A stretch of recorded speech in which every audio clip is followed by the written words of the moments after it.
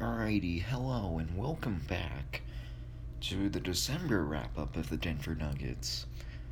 Now then, we'll probably already know about the first couple games, considering that, I already did a video on it because of how bad it went. So, let's just quickly recap them. We start out the month playing the Lakers at home, and we lost by almost 10, but, thing was, with 2.5 minutes left, we made it a 1-point game. What do? We don't score for the rest of the game. That's it. That's what happens. Now, we went 20% from 3, which is actually considering good. However, we allowed 30 free throws. 30. That's not good. We got out-rebounded by 26. Meanwhile, as if we did good. Meanwhile, turnovers, we won that 11-16. Meanwhile, somehow we had 2 technical fouls, and somehow they had 1. Next game, we blew out the Knicks 129-192. Now then, Jokic had 6 points, which made no sense, but you know what, Barton went 6 for 9, which is kind of nice, so it's excused. Basically everyone got to play. Michael Porter Jr. got to play. He got 6 points. Meanwhile, next game we had to play Boston, and that didn't go well. It's only because we lost by 13. It is very, very sad. Very, very sad. I don't like this. Especially because that put us at 14-6. And also because we went 16% from 3 to their 37. I don't get it. We did everything right. They had 23 fouls to our 15. On paper, we should have won. We even had Michael Porter Jr. playing, so it made sense that we should have won. But no, and then we lose to the Nets right after I make the video, because it was the Sunday after. This is the start of what would have been another video back-to-back Misadventures of Mile High, because why not? That's how bad it was. Anyway, Jokic got a double-double, which isn't the triple-double we need. Michael Porter Jr. didn't play. However, Vlatko Čančar got onto the lineup, and this would be the start of something great, because he would be very useful later on. And by later on, I mean this month, in the month of January. But you know what, we won't be talking about that for a while now. None.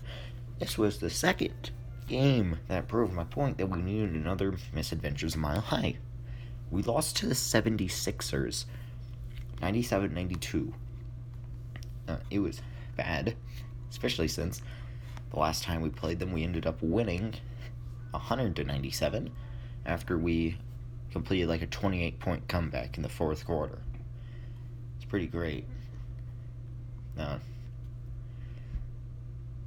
We shot an amazing 26% from 3 and 11 from 12 from the free throw line. However, we got out-rebounded by 16.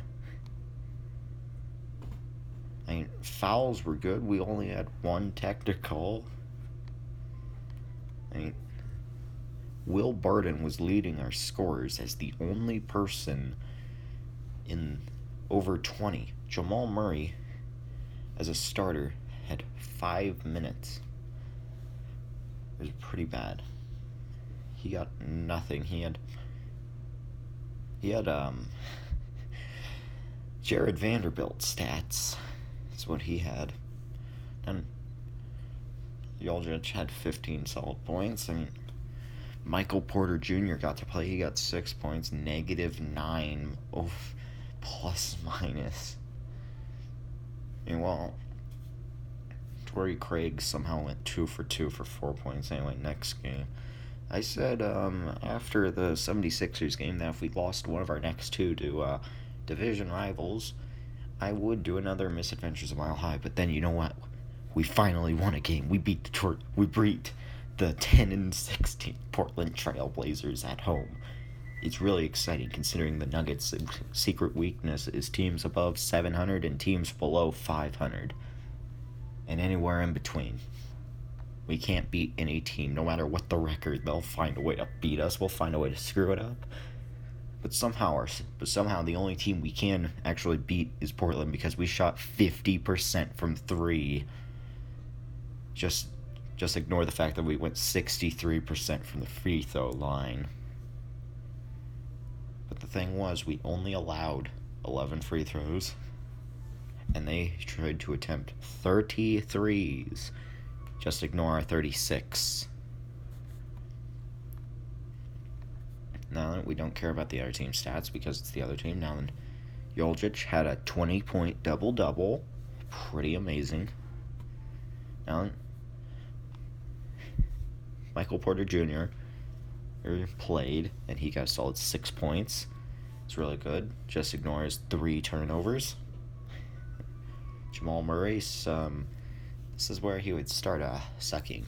4 for 11. So Will Barton, 6 of 12. Meanwhile, Gary would have a night. 5 of 9, 3 for 6, 15 points. Only 2 assists. Now, we had OKC to come to us to play. You know what? We were ready. We finally beat them. 110 to 102. We are still undefeated against our division. That is all that matters. That's the only thing we're holding on to right now. We shot 26% from 3, which is amazingly high considering it's Denver. Really, anything around 27-ish% is extremely high for Denver. Anything above is ludicrous, and if we lose the game, it is a choke job of unseen proportions. Now, we limited them to singular digit offensive rebounds at 7. Just ignore our 10. You know, it's completely different because we had double digits now, and just ignore our 2 technical fouls. Because just need to ignore those. You just ignore all the mistakes we made and just look at the win. That's what you do. Now, next game, it's a new week, so it starts over the misadventure. Which means right here could decide, but you know what? We're playing the Knicks at home, and it's the Knicks. So you know what? Denver, of course, would be the one team to try to blow it. Now, through the first quarter, we keep it close. At halftime, we start to pull away. At the end of the third, it's a close game, and we needed the Knicks. 6 minutes left. They get 100 points. With 12 seconds left, they have 100 points. They went 6 minutes without scoring so that we could win. That's the Denver way, but usually it's Denver going 6 minutes without scoring to lose. Now, we shot a ludicrous 36% from 3. Just ignore the 69% from 3. I made that up. It's only 68% from the free throw line. We were so close. However, they did outfoul us 19-9, which is good. That's what we need. And somehow they got a flagrant. I don't remember these games. It's been a while. These are spread out through December. I'm in January right now. I can't keep track of all the fouls. However, I can keep track of everything else that places like ESPN will keep track of for me because I'm lazy, but not that lazy because I will actually go through all of it and actually analyze it to the best of my ability. And by that, I mean I will make overly competent predictions. Actually, no, because it's the Nuggets and I know how they play. They can fuck up any game they play, whether it's against the Lakers or the Warriors. will fuck it up and lose. Now, Jokic had a double-double, 10 of 22 on shots. Will Barton went 7 of 16, 2 of 3 from 3. And Will Barton, if you haven't noticed, he is still not playing like crappy Will Barton that I saw last year. He is playing like thriller Will Barton. He is. And right now, Michael Porter Jr. is now the best person on our entire team. He is now the main person on the team. He's the only person we care about. He is our Zion, basically. He even wears number 1. He should be the best person to ever wear number 1 this season because he is Michael Porter Jr. He's got 9 points. He almost got a double-double. He almost got his first career double-double. It was pretty intense. However, he capped out at 9 points, 8 rebounds. Torrey Craig got to play. He got a solid 5 points. However, Honcho didn't play. Beasley didn't play. Monty Morris went 1 for 6 in shooting. Somehow he got more minutes than Michael Porter Jr., however. I can kind of understand that with defense because Porter kind of lacks on it, but he'll learn. You got to learn through experience on that way. Now, next game, we played Orlando at home. We won 113 to 104. We shot 40% from 3. Just ignore their 38%. Now then, we went 88% from the free throw line, which is kind of impressive when you consider it's 22 and 25, but then again, we do have Jamal Murray. So he kind of boosts our overall free throw ratings. He's got like a team. He's got like one of those like team boosters on him where it's like when active boosts free throw rating of all players by like 5. However, the only thing is for Plumlee, his is just so low that the boost does nothing.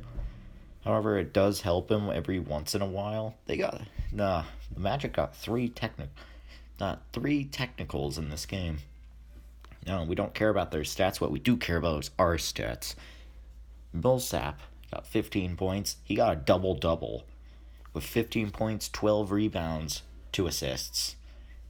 Now, Jokic also got a double-double with 18 points, 12 assists, and 9 rebounds. He was one off of a triple-double, and then I could do the triple-double celebration. However, Jamal Murray was high because he went 11 of 19 with 33 points. Now, he got 9 of 10 from the free throw line. And now you're thinking to him, that's really good. Why do you think he's high?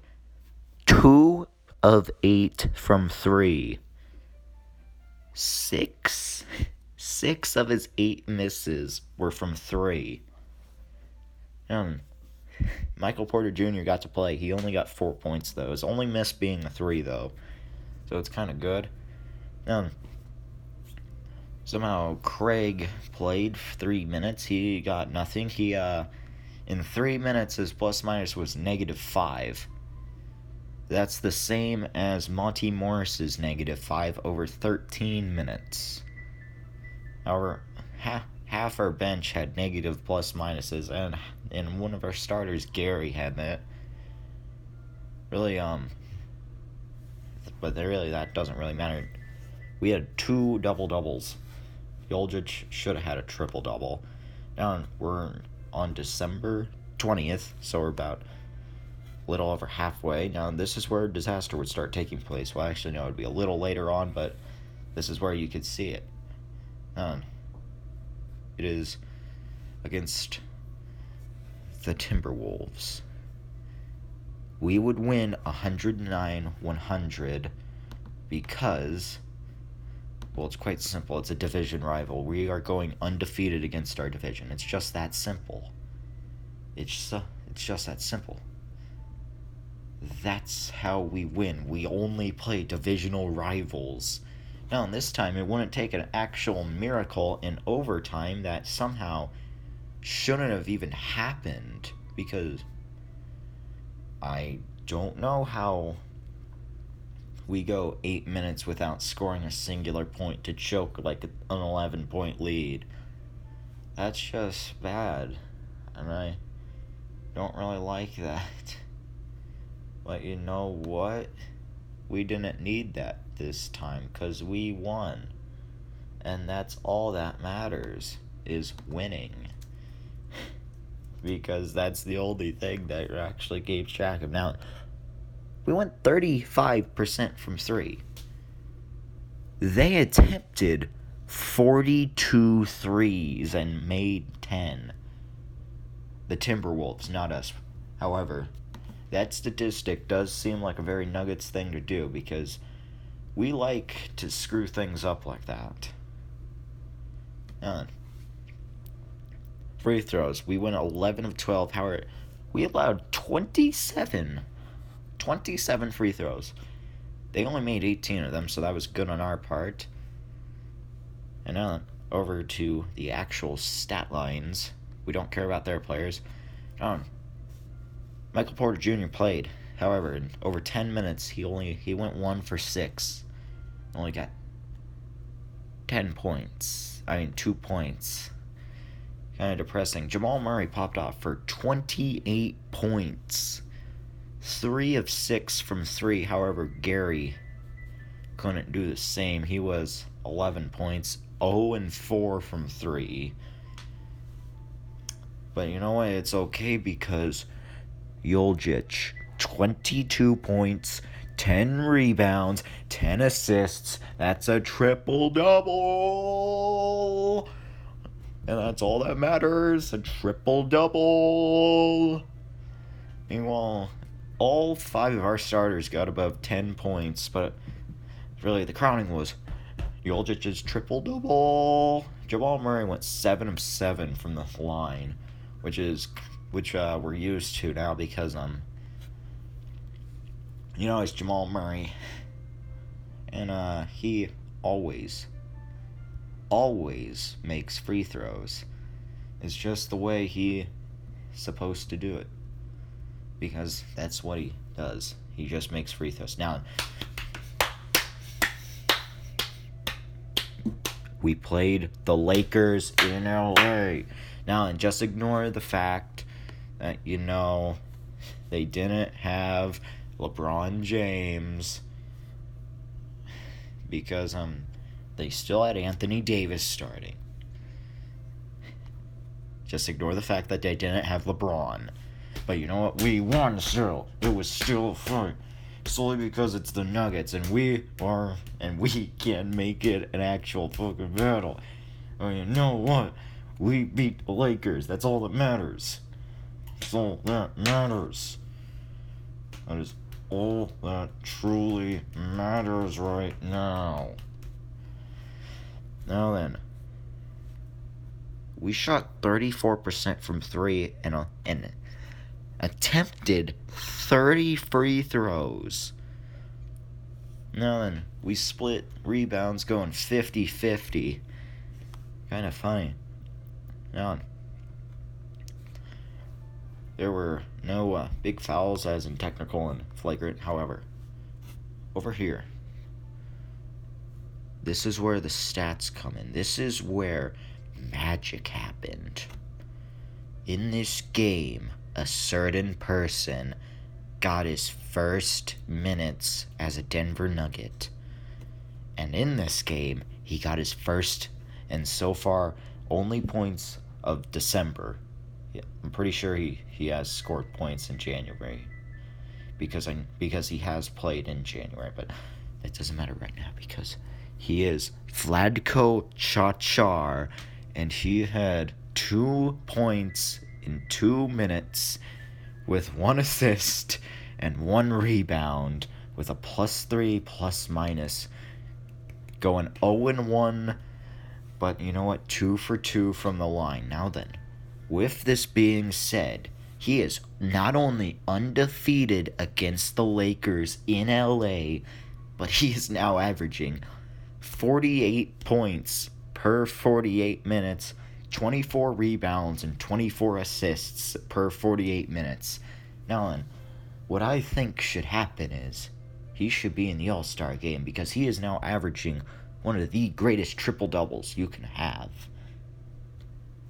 But he is nowhere near it Anyway, Michael Porter Jr. got to play 5 whole minutes. It was pretty great. He got 2 whole points. Jokic, 18 points, nowhere near any sort of double-double or triple-double. Will Barton got a double-double, 14 points, 13 rebounds. Only 5 assists, though. Millsap, 21 points. His only other statistic was 1 rebound and 3 fouls. Had nothing else. Now, everyone got to play. Anyway, Jermaine Grant, he has actually been an unsung hero of the year because he has actually been doing pretty solid off the bench. Even though he only got 8 points right here, he knows how to dunk the ball. Or anyway, he knows how to get fancy when dunking the ball.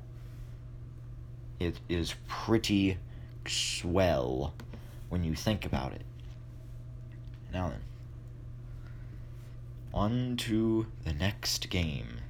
However, when we play the Phoenix Suns on the 23rd. Now then, this game was close, but you know what? We won 113 to 111. You know what's special about this game? It was played on the 23rd. Now, what else happened on the 23rd? Well, my fantasy championship happened on the 23rd, solely because, it was Monday Night Football. And, that's when everything went down with the Packers and Vikings. Now, I ended up winning my championship because of Aaron Jones.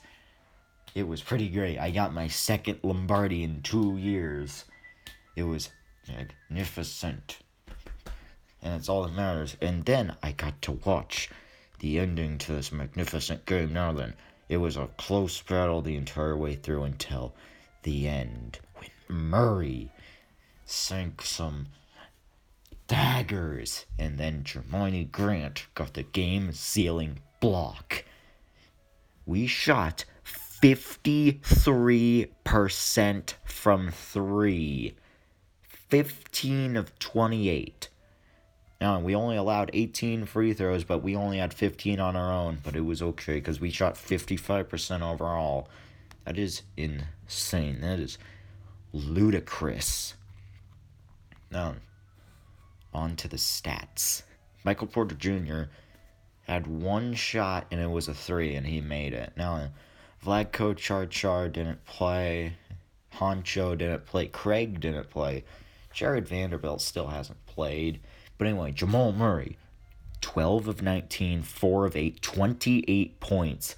Nikola Jokic, 22 points, 12 rebounds, 10 assists. You know what that means. It's a triple-double. That's another one. That's 2 on the month. Now then, there was only one starter that didn't get over 10 points, and that was Gary Harris. However, he was 4 for 6, 1 for 2 from 3. So he was still pretty productive for the 9 points he had. Jermaine Grant, 11 points, 1 block. That block was the game-sealing block. And then everything got ruined on Christmas. I've noticed a pattern. Halloween night, we lost. We played... Wait a second. We also played the Pelicans on Halloween night. That's what I thought. So, it turns out the Pelicans are now officially undefeated against Denver on holidays, beating us on both Halloween and Christmas Day. They, ruin holidays even without Zion, which, that's gonna be a big thing for January, considering we just played Zion. And, he kinda had a block. Yeah, it was kind of a minor block, all it did was send the ball from the basket into row 5 of the stands. Anyway, here they shot 42% from 3 while attempting 43 threes. We went 32, which is still ludicrous. However, we shot 14 of 18 from the line, which sounds kind of good, but then they went 12 for 12. Don't really see how we could lose. On paper, it seems like we should have won, but in actuality, we don't care about their stats, except for Brandon Ingram, who kind of had 31 points, 7 of 9 from 3. And it's really all we care about for their stats. However, very sadly, this would be Millsap's final game for a while. So he would actually go down. It would go down 16 minutes, 0 points, 0. He's injured now. So now, as of right now, he is still injured, hasn't come back. But, yeah, it's kind of hard, especially when Honcho got 1 minute. Vlatko Char would come back in 1 minute, 0 stats all around. It was just overall a very depressing game. Will Barton would go 0 for 3 from 3. Jokic would go 8 of 20 overall. Jamal Murray would go 2 of 10. I've noticed that he's absorbed Will Barton's horrible powers of last year. We fall to 21 and 9. Now then, our rebound game would be against Memphis. Now then, we are known for beating Memphis solely because they kind of suck. They really only have like Ja Morant, who is Rookie of the Year by far. Anyway, we won 119 to 110. It wasn't really very close. Second quarter, halftime we make it close. We make it close first or the third quarter. Then we just kind of cruise to the end, keeping a steady-ish single-digit lead, but it's rivaling on like double digits. It's around like 10-point lead for the rest of the night. We win 119, 110, 31% from 3, only 9 of 29. We went 20 of 27 on the line. Yeah, that's 74%, which is kind of bad considering that we have Jamal Murray still. Anyway, it is noted that with this loss, the Grizzlies fell to 6-9 on away. Now, Ja Morant, we limited him to 16 points, 8 assists, 3 rebounds. Pretty good. However, he still went 6 of 11. And over here, Plumlee would actually get the start here, which is interesting since it's Plumlee replacing Millsap. Michael Porter Jr. is still on the bench. However, Plumlee would actually have a very productive night. He would go 6 of 10, 7 rebounds, 15 points. Barton would go 2 of 9 from 3, so he's returning back to his former self, averaging 1 for 5 on shooting, but 8 for 18 overall, so he only missed 10 shots, 7 of which being threes. Still got 20 points somehow. Now, Jamal Murray, we're going to save Jokic for later because you'll see why. Now then, Jamal Murray went 5 of 14, so he is now average. So that was an average of 1 for 3, which is what Will Barton used to do. So he's still taking over Will Barton's role as the crappy shooter, even though he is getting $170 million for this. 15 points. Gary Harris actually had a pretty good night. He had 12 points. Michael Porter Jr. got 11 points. Still no double-double, though. And Grant, he wouldn't have the best tonight, but 4 of 10, 1 for 3 and 3. 12 points overall. Beasley would get 2 minutes, but the rumor has it we're going to trade him away, and I actually would be fine with that because Beasley, he's bottom of the bench, borderline, down there. Really only plays when he absolutely has to, Not really averaging that much, not that good of stats. If we can get like a good skill position player for him, we would definitely accept the trade, but really it's not like a necessary you have to trade him, because he still doesn't really play much, But if we can find a good skill position player or to trade him away for, then yeah, we'll probably definitely accept it. And Nikola Jokic, 31 points, 10 rebounds, 10 assists. That's a double-double, triple-double, and that's his third of the month. That's what matters. Now then, this is where things become very sad. Because, now, we're playing Sacramento. Playing Sacramento Kings now. This would be our third game overall that we're playing with our lit fire jerseys known as our city jerseys. You cannot tell me that these are not the best city jerseys in the league, because they are. They are best. But the thing is, we are winless when we wear them. 0-2. However, you would see that my expectations would be very low considering we were playing the Kings, and last time we played the Kings, we blew it. Well, more than likely Jamal Murray blew it. It actually sparked like 3 videos, all because of it. But here, we would pull out with a win, which would be insane, because we would finally break the curse of the city jerseys and we would no longer have to burn them all. We would win 120 to 115. 27% from 3, just ignore their 38%. We had 31 free throw attempts to their 17. That is ludicrous, considering 26 fouls to 18 fouls. Now then, there is one difference between now and the last 2 times we wore our city jerseys. Michael Porter Jr. got the start. That is right, Michael Porter Jr. got the start. The only problem was it's because Gary Harris is now injured. Yeah, that's right. Gary Harris is injured. That is bad news. He was a game-time decision, and we decided to not play him. And as of right now, he just came back off injury. But the thing is, Michael Porter Jr. got the start, and he did not disappoint. 8 for 10 overall. His only 2 misses coming from 3. 2 for 2 from the line. He had 19 points. That leaded our team. 6 rebounds, 1 assist. How he didn't get Bud Lizer player of the game, I do not know. Somehow he got beat out by like Will Barton or Jokic, who also had 19 points and 17 points respectively.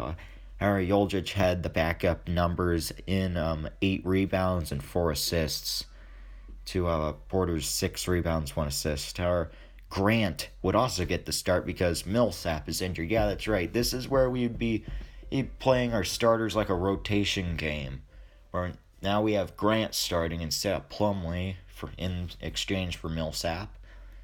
Kind of weird, but he did get 18 points. Jamal Murray got 13 points. Just ignore the fact that he went 3 for 10 overall. His only makes were from 3. He went 3 of 6 from 3. He didn't make a shot inside ever. Yet he went 4 for 4 from the line. Grant went 6 for 6. Plumlee went a ludicrous 9 of 10. Something won up, because he is not known for making free throws. He's known for missing free throws, because have you not seen his form? It looks horrible.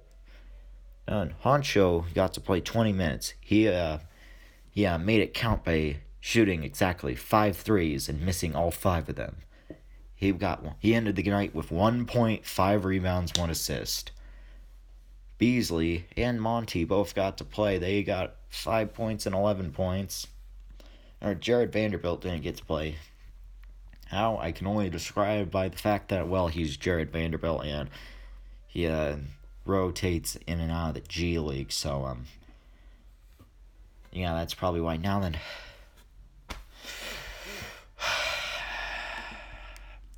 we're in the last game of the month. Now, we played on New Year's Eve. Now, very depressing scenes. Why? Well, I'll tell you what. we play the Rockets in Houston. Now, it's a darn good thing I was partying my heart out by playing Cards Against Humanity and ended up winning the game because we lost 130 to 104. We scored 15 points in the fourth quarter. It was atrocious. It was absolutely horrible. How? We went 32% from 3. They went 47. We allowed 31 free throws. They only make 22 though. However, we did go a nice 6 for 9 on the free throw line, but still, we had singular digit free throws. Now, I get we're playing James Harden and that he will flop just when you breathe on him, and the refs will somehow call a foul on it. But still, 31 free throws. That's insane. We had 2 technical fouls. Now then, this game would be sort of good, solely because Jared Vanderbilt got to play. However, when Jared Vanderbilt is playing, you know we were either doing good or doing shit. Now then, Jokic had 21 points, 8 rebounds, 4 assists. Jamal Murray went 5 of 14. Craig went 1 for 4 starting. Also, Millsap came back for exactly this game, and this game was sort of good. He had 13 points. Craig got the start in for Gary. It was for his defense, and that's a fact because everyone knows that definitely wasn't for his offense. He had 3 points. His defense already proven very efficient. Michael Porter Jr. had 7 points. Vanderbilt had 2. Honcho had nothing. Vladko Chachar played 2 minutes. He ended the night with only 1 stat. A positive 2 plus minus. That's his only stat of the night. Grant had exactly 4 baskets for 4 points. Now, our worst plus minus of the team goes to Malik Beasley and Monty Morris, who had a negative 25 and a negative 24. They had equivalent of 10 points and 18 points. Now then, that ends this month. It was very bad, but with that loss, I did the calculations, and the Denver Nuggets, with losing that game, have lost the last 5 decade closing games. Now what that means is they lost their final game of 2019, their final game of 2009, their final game of 1999, their final game of 1989, and their final game of 1979. The last time we won a decade closer was 1969. Nice. But we weren't even called the Denver Nuggets back then. We were called the Denver Rockets. Now, it would have been ironic if we would have ended this streak by beating the Houston Rockets. But you know what? We're not that good. Because why would we want to do this? We only beat all these good teams once, so that we can make a statement. Then we get blown out every other time. That's how it works. And then we get crushed by some horrible team like the Hawks or Cleveland. Now, in statistics overall on the month, our leaders for points, Jokic had 20.8 points averaged. Rebounds, he was averaging 9.4. And assists, Jokic was averaging 7.4.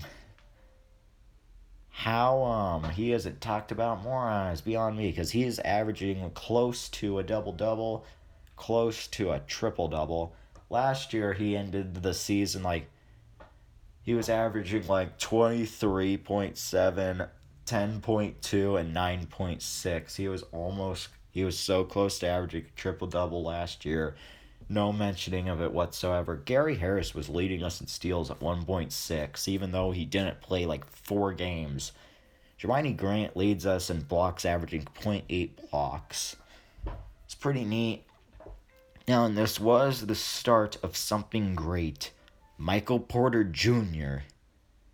He was averaging 6.4 points per game, which is going to skyrocket soon when he starts to get more and more minutes, because he only was averaging 10.3 minutes per game on 14 games. However, we are undefeated when he plays. Melon, I know what you're saying. Zigdeck, this is a 40-minute video. Why in all hell would I watch this? And the question is, I don't fucking know. You don't watch my videos anyway, so, anyway, get ready, because I have a fun video planned. However, I will actually probably go through with it, because it will be actually fun if you know who Greysteel Plays is. So, there you go. Also, yeah, Nuggets diss track, it will actually be happening. I already have it all written out, and from the way things are looking, it will actually be used. So now then, hope you enjoyed. And I know you didn't make it this far, so it doesn't really matter what I say here.